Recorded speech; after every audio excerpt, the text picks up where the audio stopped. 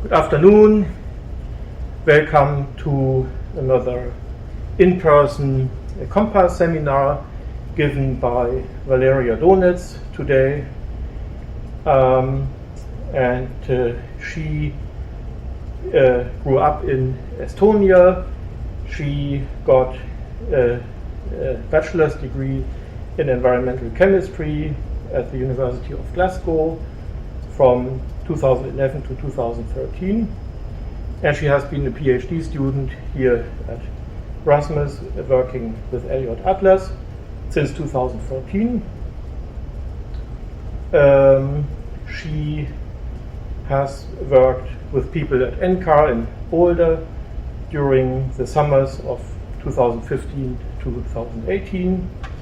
She is the first author of one published paper and one that's in preparation. She is the co-author of 8 papers. She has given 2 poster presentations at conferences, 3 student seminars here at RSMAS. She got a Group Achievement Award from NASA in 2016 and the RSMAS Best Student Publication Award in 2018. She has participated in 2 field experiments,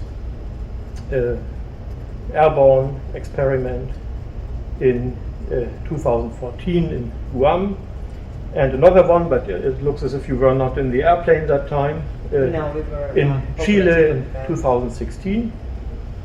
She has done 2 TA jobs here, like every PhD student, and in 2017-2018 you were a guest lecturer at the MAS Academy across the street. You are a member of the Royal Society of Chemistry and of the American Geophysical Union, and you speak fluently English, Estonian, and Russian. And the title of this presentation is Chemical Composition of the Tropical Pacific, Troposphere, and Tropical Tropopause Layer, TTA. Okay, well, thank you for attending. So, as Roland mentioned, I will be talking today about the chemical composition of the troposphere and the tropical tropopause layer in the tropical Pacific Ocean. So, there we go. Okay, so first of all, I think it's nice to set a bit of a scene for what exactly is it that we measure and why. There's a number of various chemical compounds that we can measure. They have different sources. Some of them are biogenic, some of them are anthropogenically produced. Broadly speaking, we will categorize them as, or like how we like to categorize them is, one group is long-lived organic halocarbons, such as methyl bromide and methyl chloride. Those are produced both naturally and anthropogenically.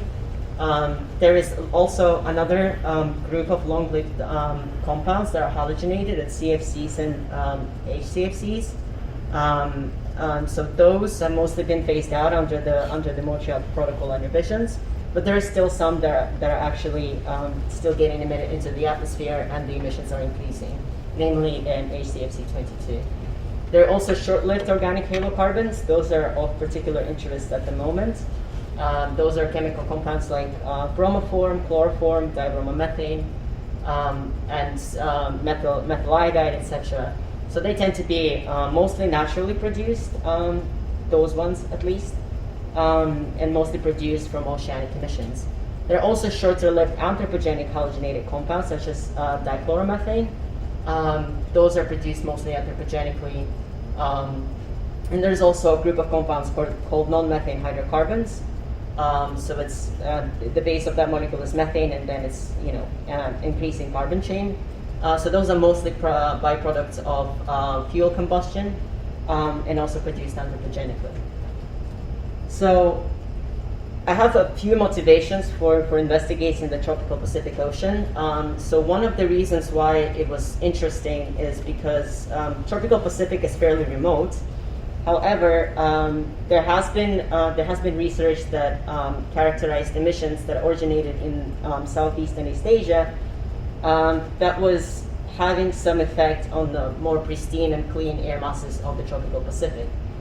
And so the question was, well, so how far can this pollution really reach, and what are the mechanisms of such pollution transport into the tropical Pacific Ocean? So for this particular motivation, I used the contrast data set. So the contrast was convective transport of active species in the tropics. It was a campaign out of Guam in the winter of 2014. It was actually a multi-aircraft campaign. It was actually 3 campaigns fused together. But for the purposes of this particular topic, I'm using just the contrast data. So the campaign was designed to investigate the influence of convective transport on the TTL chemistry. And for this particular mission, the aircraft called Gulfstream 5 was utilized. And so there was a number of flights that were conducted. I believe it was 16 research flights, including 2 transit flights. And this is a distribution of samples collected by the instrument operated by the research group that I belong to. So you can see this is presented in altitude, latitude space. And you can see that I'm out of all the samples. You can see actually that the data was collected fairly evenly throughout the entire troposphere. And there were excursions both north and south to target subtropical jet to the north. And then there was interest in measuring some of the southern hemispheric air masses. So there was excursion at high altitudes made to the south. And you can see those excursions. How do I use the laser pointer? I think if you push, what is it, the control button and then the left mouse button, and you move your, Okay, so you can see those excursions, those high altitude excursions, both north and south. And for the purposes of this particular investigation, I was focusing on 2 research flights of that campaign that are marked in blue and red respectively here, and those were RFO5 and RFO6. And the circles, they actually represent sampling locations of the AWOS instrument. And so what we observed during that campaign, during those 2 particular flights, we observed substantial enhancements of anthropogenic tracers of various origins in the bottom, in the boundary layer to lower troposphere in those kind of altitude ranges. And you can see that here I'm using, let's see what's it again. I'm using benzene and toluene as examples, and my video is overshadowing one of them. Can I move myself? No. But in any case, so you can see that there is definite enhancements in, this is data. So basically, we observed that there was, during the same exact flight, and it happened during two consecutive flights, when we collected samples, and it's obvious that in some profiles exhibited this kind of flat vertical profile, which means that there is no substantial enhancements that are observed. And then there are other profiles that were collected where you can see this very substantial enhancements in the bottom troposphere up to maybe 4 or 5 kilometers. This is observed during RFO5. And the same exact thing happened during RFO6. So the green are the reference profiles, which were collected in the cleaner air masses, and the red represents the more polluted air masses. And so what it turned out, that the boundary that separated the 2 masses was actually a shear line.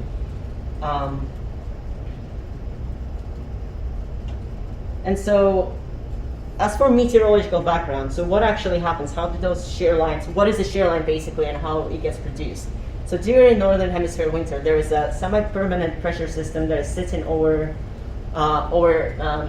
northern Eurasia that is called the Siberian High. So it's a very strong anticyclone that is particularly strong during winter months. And so what happens is this pressure system just sits there, but it gets pushed around by synoptic scale waves. And so once it gets, once the wave passes, it just the pressure system slightly, it drifts a little bit to the east. And what happens is it basically generates a cold front that starts breaking off, and it actually, it starts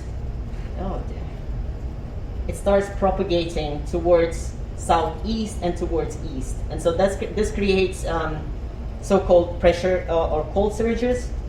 And they're very, very strong cold fronts that basically move over China, Japan, the Koreas.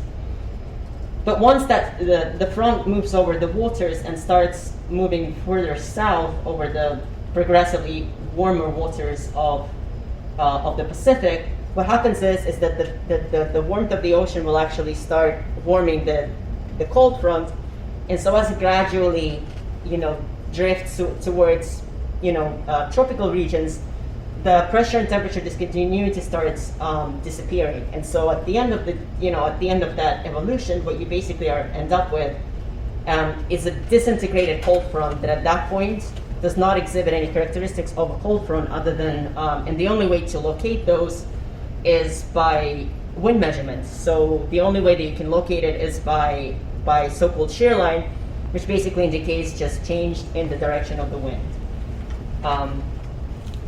And so here is one of those shear lines, and this is a visible imagery from, I believe, MTSat-2. I may be wrong, but so in any case, you can see that there is clear clear formation of clouds right here that is clearly separating. It looks like it's separating two different air masses, and so the air mass ahead of the front is kind of this clear without much cloud, and the air mass behind the so-called shear line, disintegrated cold front, is actually very heavy in cumulus congestus. So in the way it's seen in models, this is really complicated. This is like, okay, there we go. So see, so here, this is those are the wind barbs, and you can see that the direction of the wind changes around this line that I'm drawing here. And you can also see that there is, when the shear line is at the early stage of the evolution, you can still see that there is also a substantial change in the strength of the wind as well. So this is actually a shear line that was intercepted during RFO5, which was considered to be a stronger case out of the two. And so this is the shear line. This is its state at the peak of its evolution that I would call, which is when the shear line was at its strongest, and it happened on the 19th of January. So we intercepted that shear line 3 days later, and so the shear line is actually so the flight track, if you remember, probably don't, but the flight track went north and east, and then basically directly north. So this is the old disintegrating shear line right here. This is the shear line that we measured. So it's right here. You can barely see it in the visible imagery. And this other line that I'm drawing here is actually a new shear line that is already starting to arrive into the domain. And this is going to be the shear line that was going to be analyzed in the following flight during RFO6. And so we can also see it kind of barely. You can still see it from the cloud formations, but in terms of wind, it's really, really disintegrated, but you can kind of still see it right here. And this is the new shear line that I've also highlighted, and this is the new shear line that is starting to arrive into the region. And again, you can clearly see this boundary that is characterized by both the change in the direction of the wind and the strength of the wind field. And so this is the shear line that we intercepted during RFO6. And you can see it here actually in satellite imagery. It's still very well visible. And you can see it right here again based on the cloud formations. And you can see very similar picture. The star, I should have mentioned this, but the star marks the location of Guam. And you can see again, here actually the shear line is much more pronounced. You can again see this direction and the change in the direction of the wind. And once again, there is a very strong gradient in the wind strength. So what we can do is then, so we've observed some chemical characteristics of two air masses. We've identified meteorological background, so the reason why those chemical differences were observed is presumably because it was the two air masses were separated by this shear.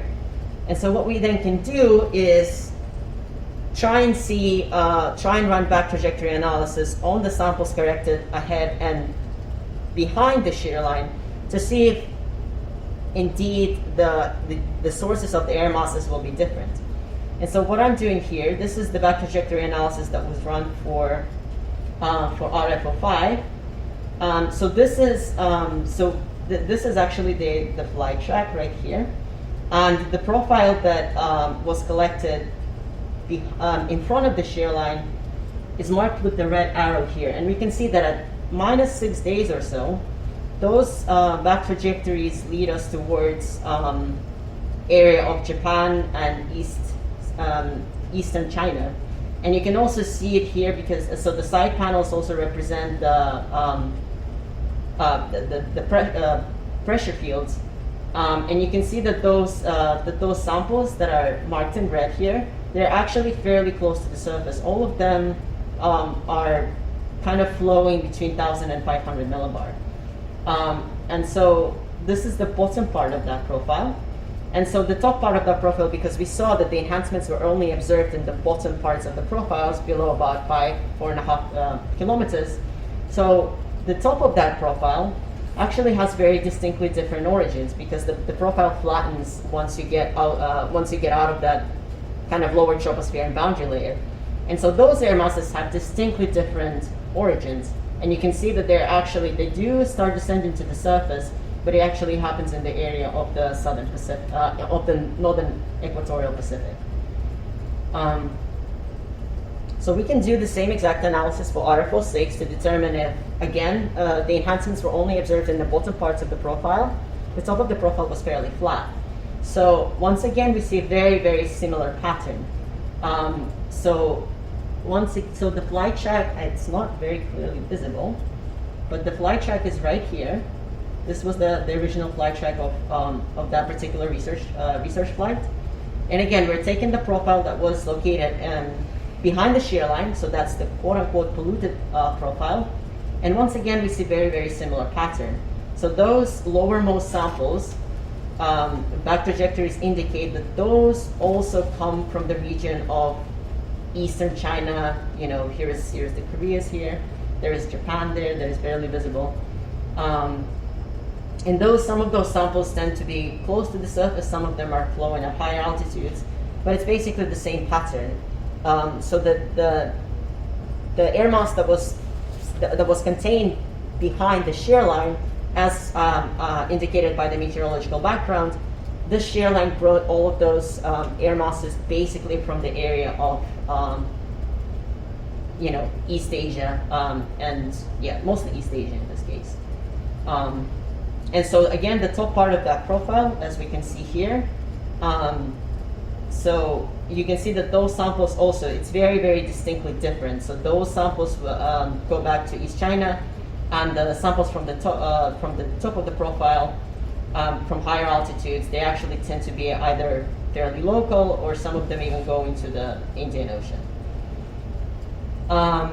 So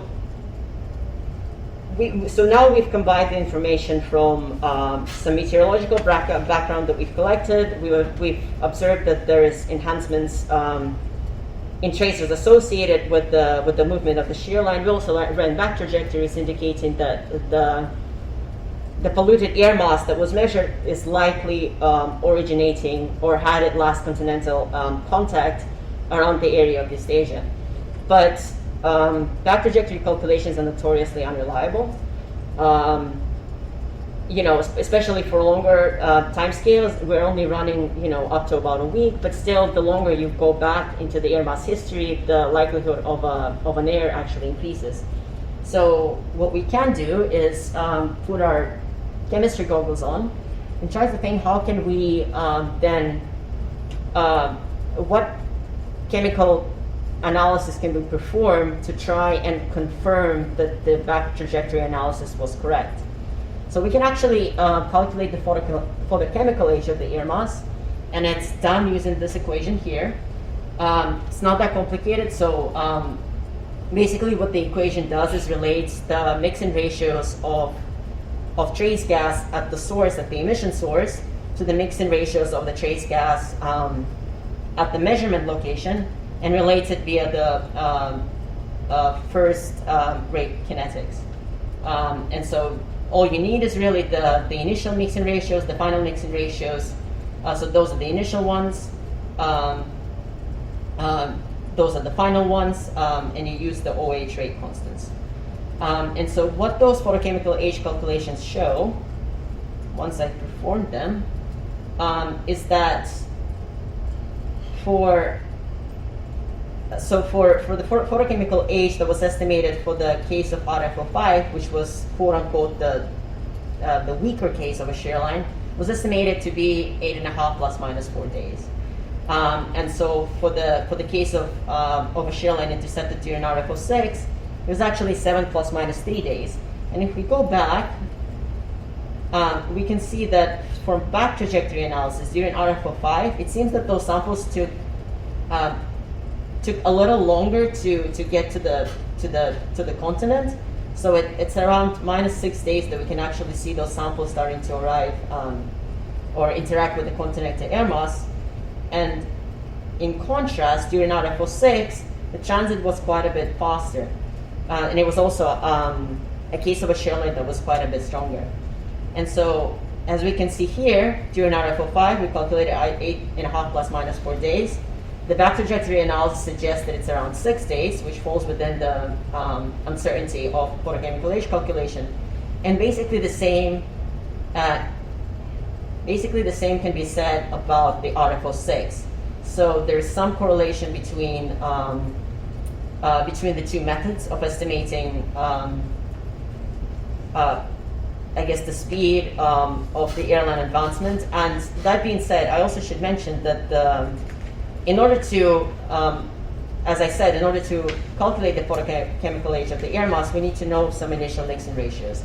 So in order to do that, I use the back trajectory calculations to indicate where my samples could come from. And as it was indicated that the parcels are likely interacting with an air mass over East Asia, so I actually collected a whole database of available measurements from a variety of locations in the East Asia. So that included North and South, well, actually probably not North Korea, but South Korea. There was a few data sets that I managed to get from Japan. I got an assortment of measurements from China. So that's how I estimated the initial mixing ratios. And the fact that my calculations seem to be in agreement here makes me think that what the back trajectory analysis indicated, where my mixing, where my parcels could be coming from.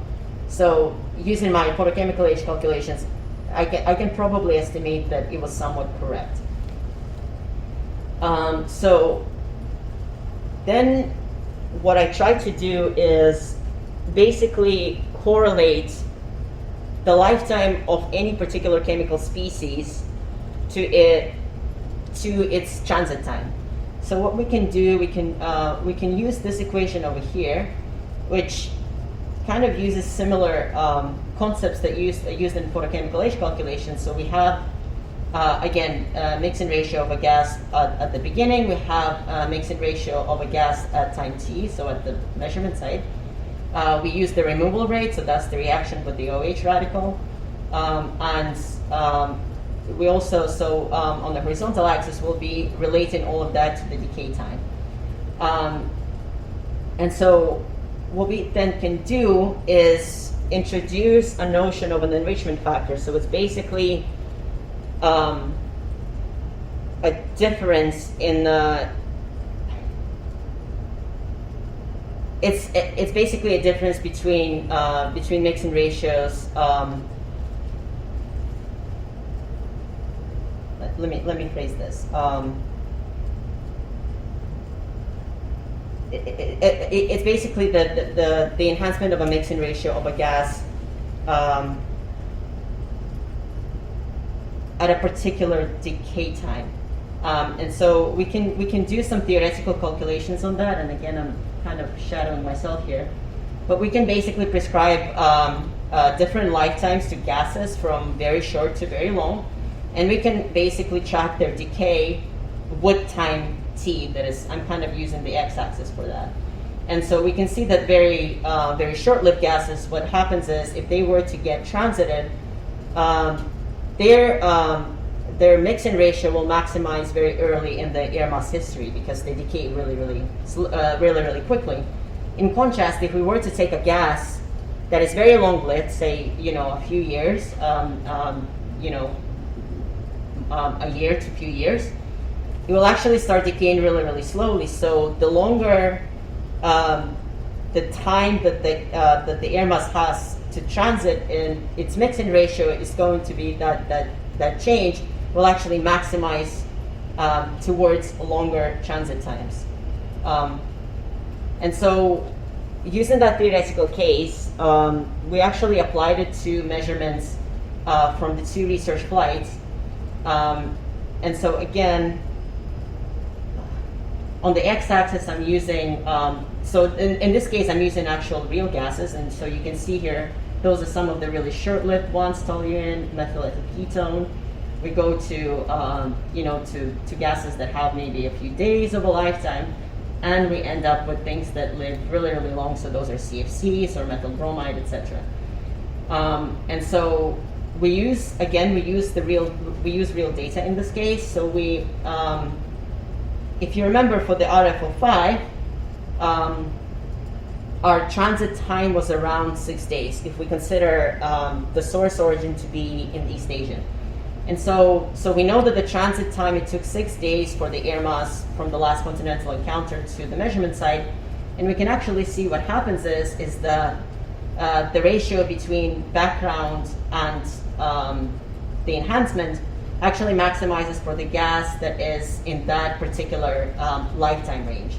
So basically, in this case, it's N-butane. So we can see that so it's 5 to 6 days that it took for the air mass to leave East Asia and to make it to the measurement location. And we can see also that the enhancement of a gas relative to its background is the largest for the gas that has a lifetime of 5 to 6 days. In the case of RFO6, oh, that's wrong. In the case of RFO6, we remember that the transit time was substantially faster. So instead of 6 days, now we're working with something that took only 3 days from the last pollution site, quote unquote, to the measurement location. And so we basically apply the same method when we look at the enhancement of a trace gas relative to its background. And so what happens is that we see that this peak actually shifts to a shorter lived gas. So in this case, it's N-pentane and I-pentane. And again, we see that it maximizes around the transit time of 3 to 4 days, and it's the lifetime of the pentanes in the atmosphere. And so what we can conclude from that is that there is a relationship between the lifetime of a trace gas in the atmosphere and the transit time. So basically, the mixing ratio of a trace gas, or rather the ratio between polluted and clean air mass, will maximize for shorter lived gases basically early in the air mass history. So that would be the case of RFO6. And then when we have a longer transit time, mixing ratio of a gas from the polluted relative to the background conditions will maximize for trace gases that are longer lived. So in this case, we're only talking, really two days difference. But if we were to take, presumably, if we were to take a longer transit time of maybe 2 to 3 weeks, hopefully we would observe those enhancements of the mixing ratios for gases that are in that range. So maybe benzene or propane or something of a similar lifetime. Okay, so the conclusions for the first part of my research is that we know that there is substantial emissions of anthropogenic tracers that are occurring from East Asia, from the economies in East Asia.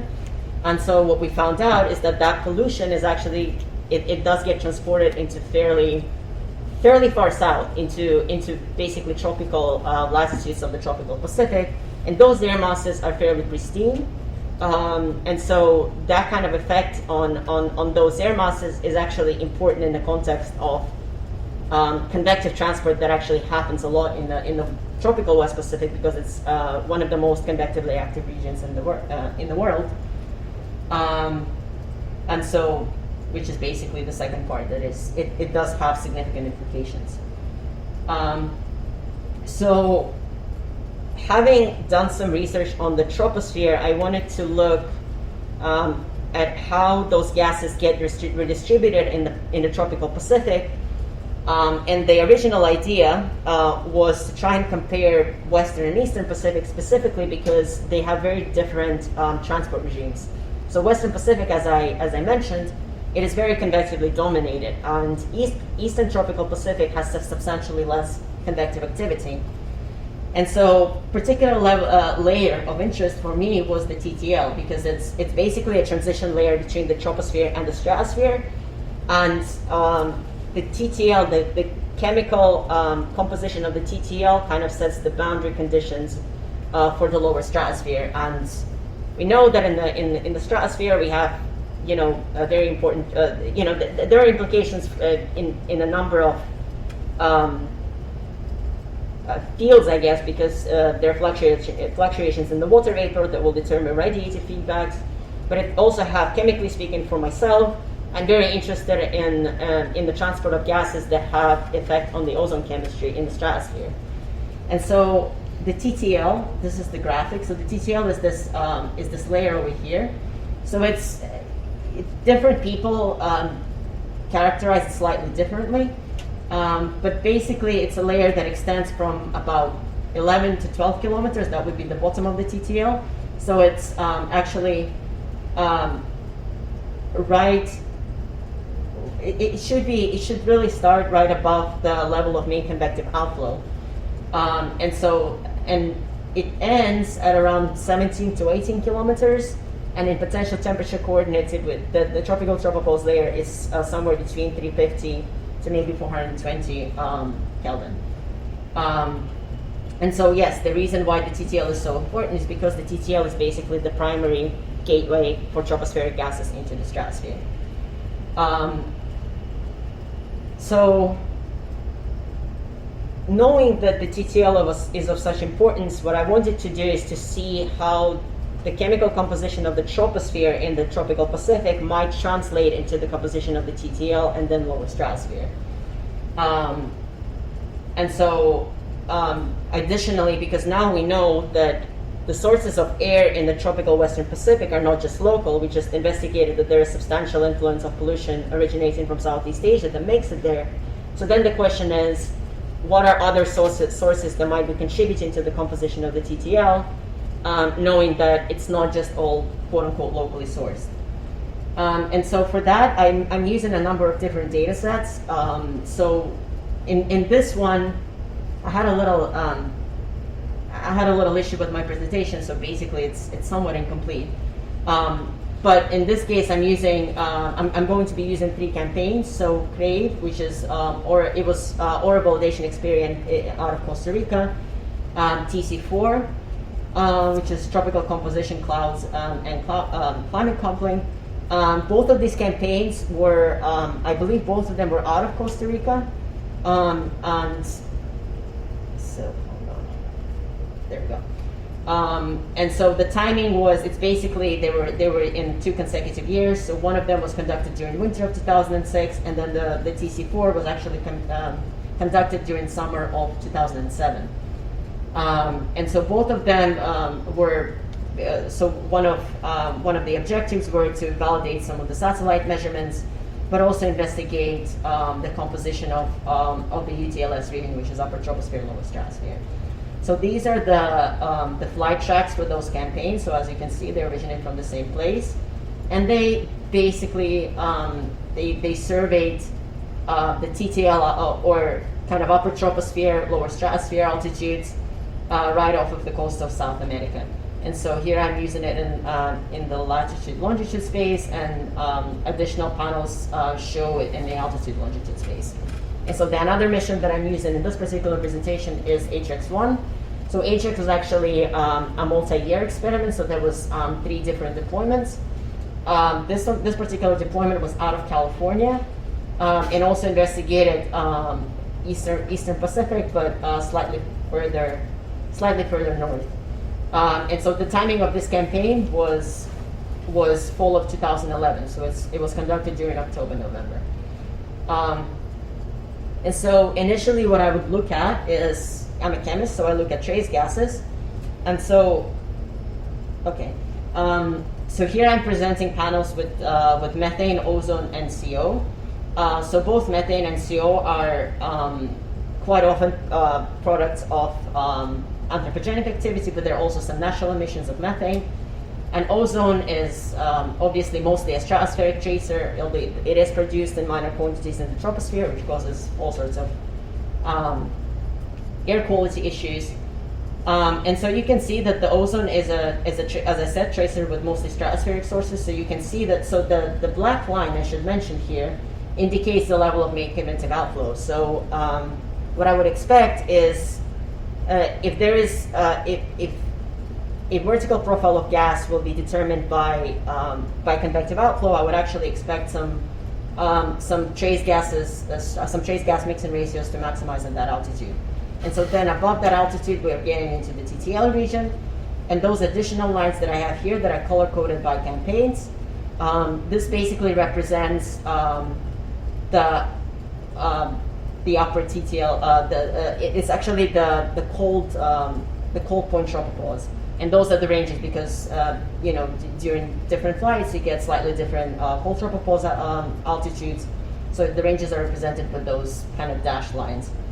And so what we can see here, for example, for methane, is that once you start getting into the troposphere, like you would expect, there is not that many sources of methane in the stratosphere, rather than none, and you can start to see those levels decline.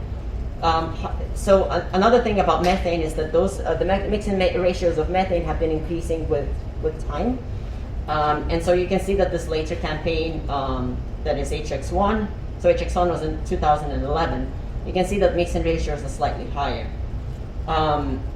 And so here we have profiles of ozone. You can see that during TC4, the cold point tropopause was slightly lower, so actually I suspect that the ozone increase that is that occurs at slightly lower altitude, you can see it here during TC4, I think it might have something to do with the cold tropopause height. And you can also see some a vertical profile of carbon monoxide. So now we can also look at other classes of compounds. So those are non-methane hydrocarbons, like I mentioned in the very beginning. You can also see here those little remarks here represent the lifetime of a gas, and A and N stand for anthropogenic versus natural. So those are three gases with predominantly anthropogenic sources. And you can see actually an interesting thing. So during TC4, you can see those very, very clear enhancements around 13 and a half kilometers, slightly above the level of main convective outflow, which is a notable thing because this kind of enhancement is really not present in the other two campaigns. It's just not noticeable. And both HX1 and CRAVE, they both basically, the vertical profiles look very, very similar. So now we're going to look at some of the biologically produced trace gases, so methyl iodide, dibromomethane, and chromophore. Those are three gases that are very important in the context of ozone layer depletion, because originally it was the focus on ozone layer depletion basically only concerned longer-lived gases. And so then the Montreal Protocol was signed, and we saw the steady decreases of CFCs and such since the protocol was signed. However, in the later years, it was discovered that there are clearly some additional contributions of chlorine and bromine, the halogens, in the stratosphere, and it was determined that those additional contributions actually come from shorter-lived compounds that initially were not of concern because those typically live, and you can see that I also list the lifetimes here. The VSLS that I'm quoting here stands for very short-lived species, and so they are characterized by lifetimes of less than 6 months. And all of the long-lived halogens that were initially banned under the Montreal Protocol, they have lifetimes of basically years, up to 300 years.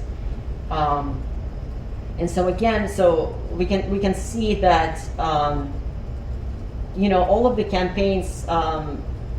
Unfortunately, there is no data for dibromomethane and chromophore for HX1, But we can see fairly similar vertical profiles. Again, there is slight enhancements during TC4, right at the level of main convective outflow, so we might have something to do with convection. But generally speaking, we see this, fairly steady vertical profile, and then for all of them, the decline comes as you enter the TTL. Moving on to other group of VSLS of anthropogenic origin now, dichloromethane, chloroform, and HCFC22. That would be the hydrogenated chlorofluorocarbon. Again, all of those are of anthropogenic origin. Chloroform does have actually substantial amount of natural oceanic emissions. But in any case, we can see a very similar picture. The gases have a fairly steady vertical profile, and they start declining towards the lower stratosphere. Notably, we can see that there's gradual increase in dichloromethane and HCFC 22. Those are gases that have been, the mixing ratios have been increasing over years, because neither of those, I don't believe either of those are banned. So now moving on to other naturally sourced compounds. So DMS is a very short lived, it's dimethyl sulfite. It's very short-lived oceanically produced tracer gas. We can actually see that there is quite a bit more of it that we can measure during HX2. Methyl and ethyl nitrate. Methyl nitrate is mostly a tracer of equatorial emissions, equatorial oceanic emissions. And interestingly enough, we see that the vertical profiles measured during HX2 are actually, HX1, they seem to exhibit higher mixing ratios. So we will not note that for conclusions, and I'll explain why that might be. So this is kind of a summary of what we observed in tracer distribution. So again, during HX1, we observed progressively increasing mixing ratios of methane, dichloromethane, and HCFC22. So as I mentioned before, those are the gases that are known to have been increasing in concentration in the atmosphere throughout all of these campaigns. So during CRAVE, we can see that if we go back, I should have mentioned that. So during CRAVE, if we are to look at that works too, but if we were to look at anthropogenic tracers, during CRAVE, during winter months, we actually see very low mixing ratios compared to, at the very least, TC4, and both TC4 and CRAVE basically surveyed the exact same geographical region. And also it can be, as I said, those gases are mostly increasing in concentrations, but it can also be seen here that, well, those are actually, profiles are pretty comparable, but also note that those are slightly longer lived compounds. But the sub-conclusions would indicate that CRAVE was substantially cleaner than TC4. And again, those two were in surveyed the exact same geographical region. HX and CRAVE, as I mentioned, they exhibit very similar vertical profiles. And we saw substantial enhancements, and I pointed that out, and mixing ratios of particularly anthropogenic gases during TC4. So one possible explanation could be is that it has something to do with the sources of air masses that we observe. So what I decided to do is, this looks really messy, but I can explain. So what I did is basically I ran high-speed back trajectory analysis. Now this one is for 20 days, and actually have new results that I basically truncate those trajectories at about 10 to 12 days. But we'll work with what I have here. And so basically what we can see straight away, so I presented so there are three different panels. So one is just your normal lat long space. Then the other one basically shows kind of a vertical slice in the longitude space, and I did the same for the latitude. So what we can see is some trajectories do descend to the surface. Now again, I will mention that back trajectory analysis is notoriously unreliable. However, I'm basically looking for some common flow patterns. I don't necessarily say that this is exactly where the air mass came from, but I'm looking for some commonality. And so what we can see here is that there's a large number of fossils that do descend to the surface, and they do so in the central central equatorial Pacific. And we can see it in the latitude and the latitude altitude space that it's basically centered around the equator. And as we remember, so this is all CRAVE samples. And as we remember, those CRAVE samples tended to be slightly lower mixing ratios of anthropogenic gases. So remember that the origins of those potentially might be from, just the Central Pacific. So now we're moving on to all of the samples collected during TC4. Again, I ran back trajectory for each wall sample. And so what we can see is, so the flow pattern now is different. So here is the campaign. So they have slightly different arrangement, right? This is the center of the map is slightly shifted, but you can see that the flow pattern in this one actually comes from the west, so west to east. In contrast, during TC4, you actually see a reversal of a flow pattern, and most of the trajectories come from the east.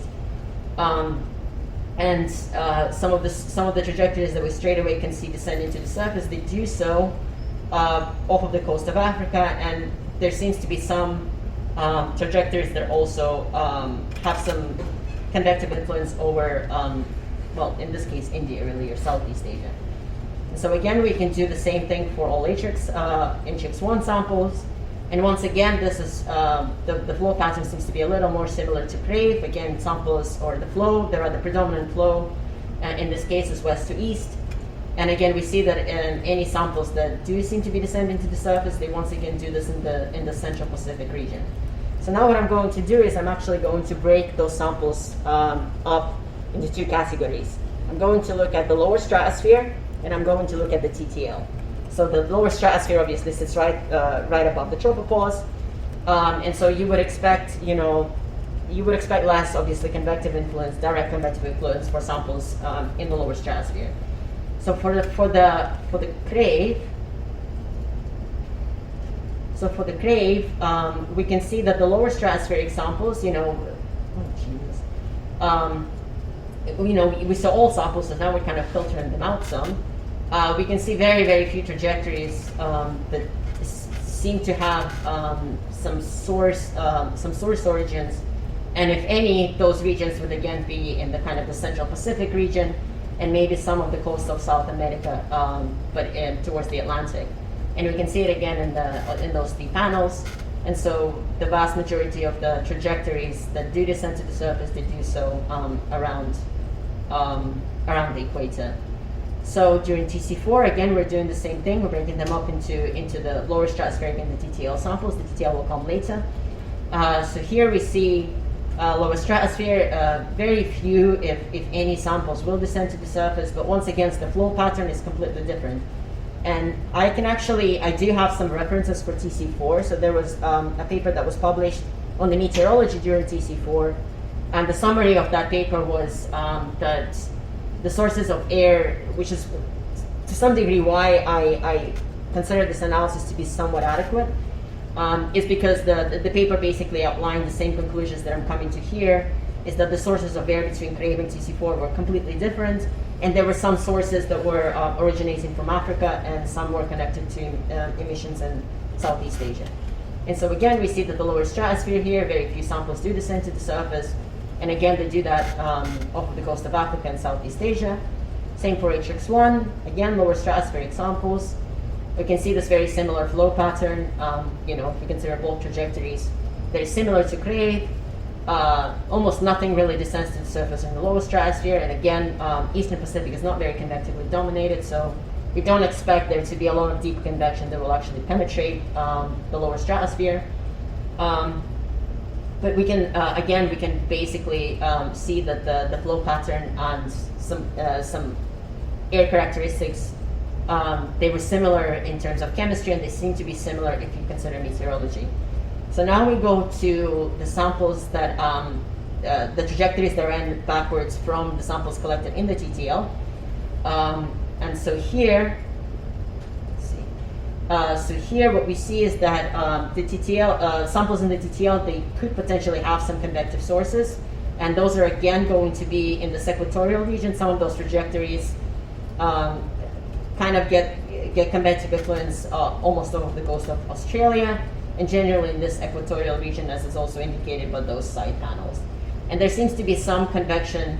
And again, for Crave, I do have another paper that discusses meteorology to some degree, and they did suggest that there are some parcels that are convectively influenced over the Amazonian region in South America, and I can kind of see it in these plots here. So now moving on to TC4.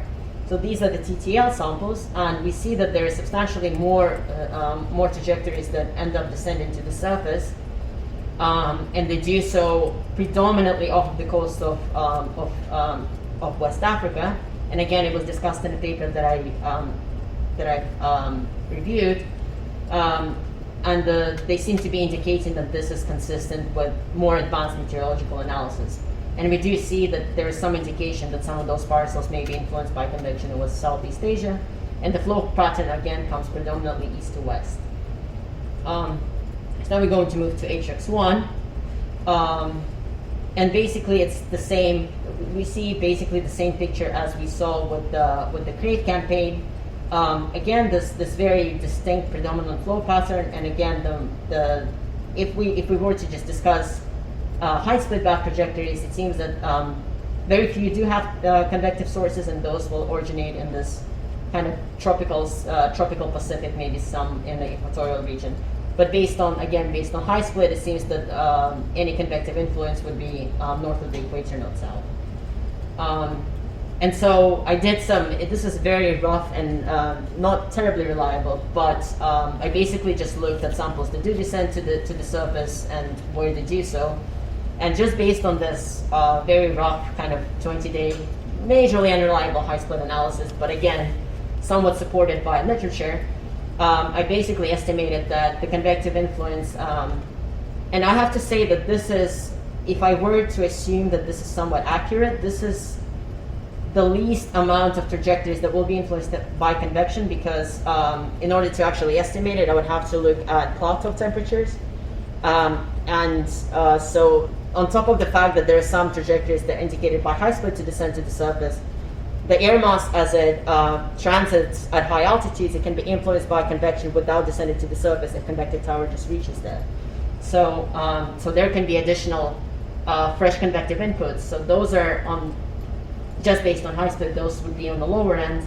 And so we can see that for Crave, for the TTL samples, not too much convective influence, but it's basically split between Amazonia and tropical Atlantic, kind of off the coast of South America, and we saw that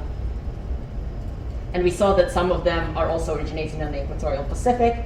So radically different statistics for the TC4. Some very, not very reliable, but some of it potentially could come from this area of North Central America. We saw a lot of trajectories that indicated the origin over East Africa, and there was some that seemed to be originating over Southeast Asia. And during Netrix 2, vast majority of trajectories, if they do descend to the surface, they would do so in the tropical Western Pacific or Central Pacific. As for the lower stratospheric samples, substantially less convective influence here, except for TC4.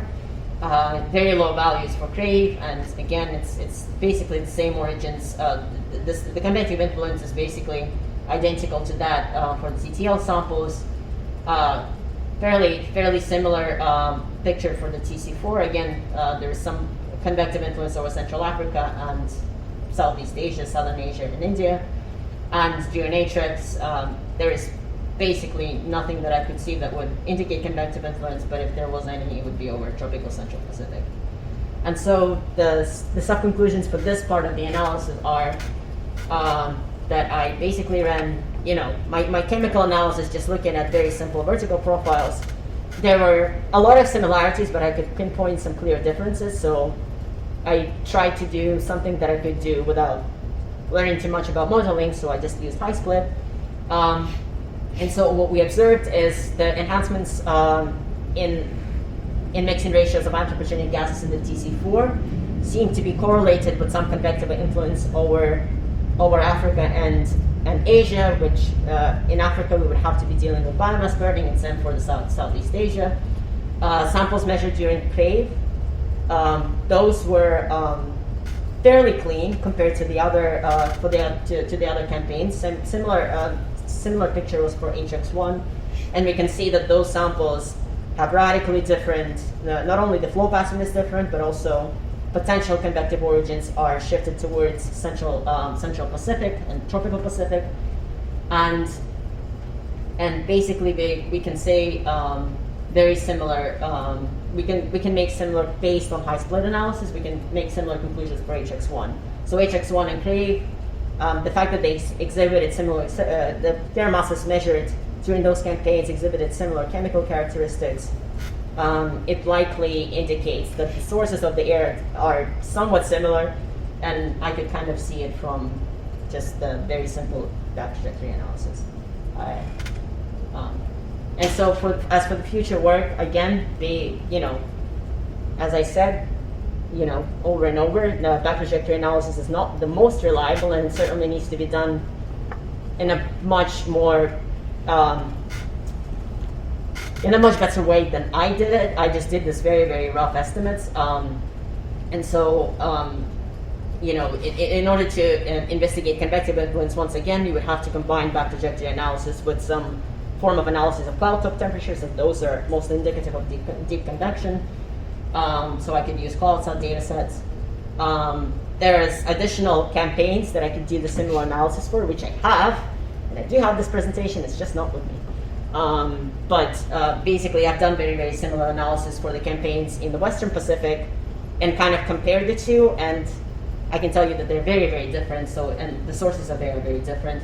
So East and West have chemical differences, and it has some connection to the sources of those air masses.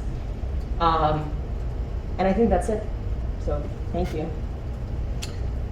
Okay.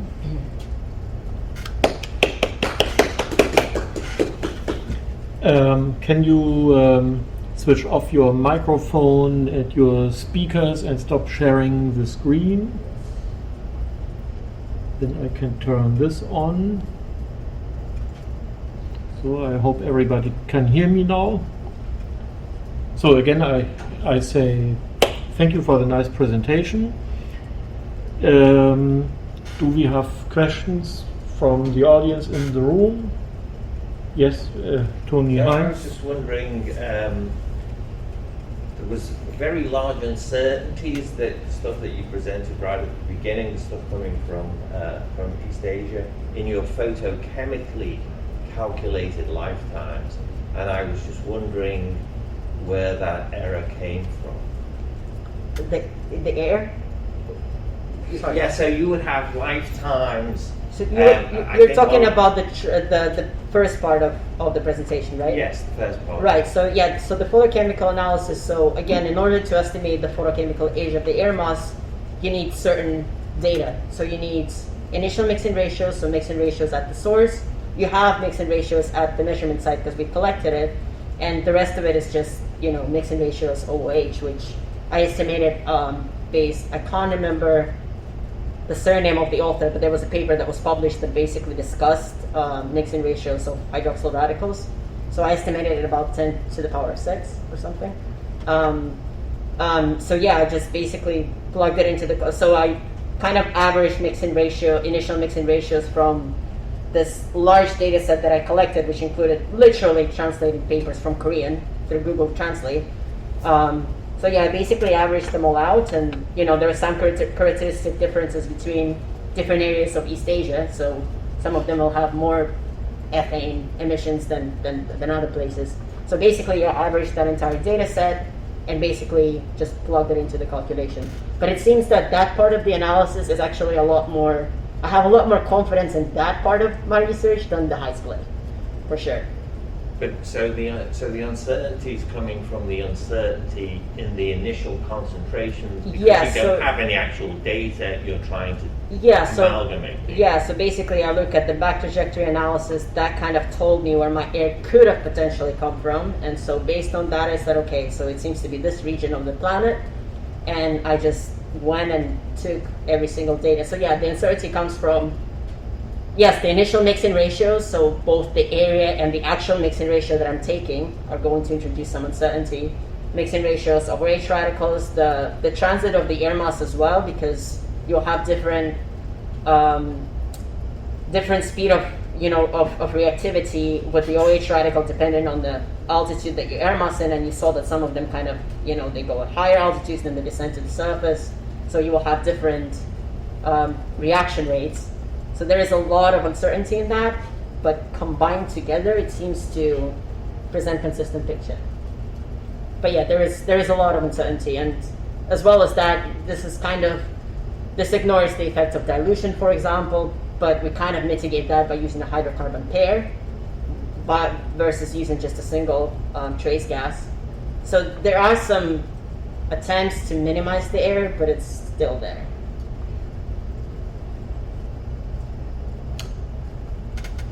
Okay, then I think Brian Mapes is next. He already typed a few questions into the chat. Oh, I see. If you unmute yourself, Brian, we can hear you and see you. Okay. Valeria, nice, interesting talk. Yeah, I learned a lot from that. I was curious about some quantities that seem to have their maximum concentration right near your black line there at 11 kilometers, kind of your base of your TTL. And there are lower concentrations above it, lower concentrations below it. Is there some kind of source there, or are they, how can you have an internal maximum to the concentration like that? How do you interpret that? Well, to be completely honest, I would mostly I would expect the maximum in any, especially anthropogenic tracers or anything that is convectively lifted. So I would kind of expect it to maximize at the level of net convective outflow. That being said, I just draw a line basically at about 350 Kelvin potential temperature, which is what I think the outflow might be, which is what, from literature, that's where people agree it should be at. But that altitude varies.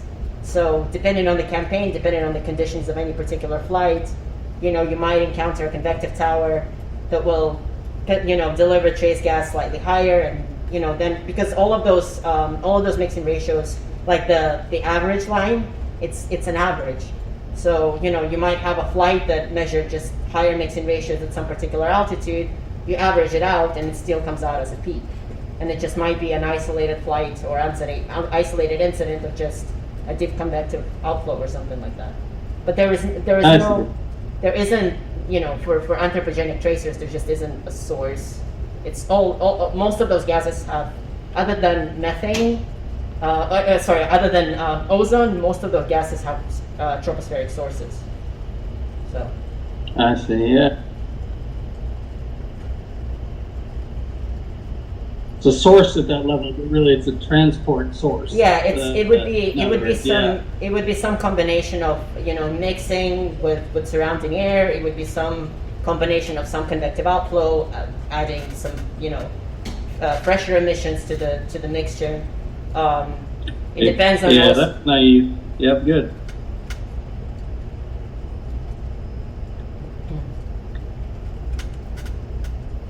Any further questions or comments? If not, we can again say thank you, Valeria, and thank you to those who were here with us in the room, and to up to about 10 or 11 people at home. I hope to see some of you again on Friday, when we have the first 2 15-minute student seminars in this academic year. So thank you and goodbye.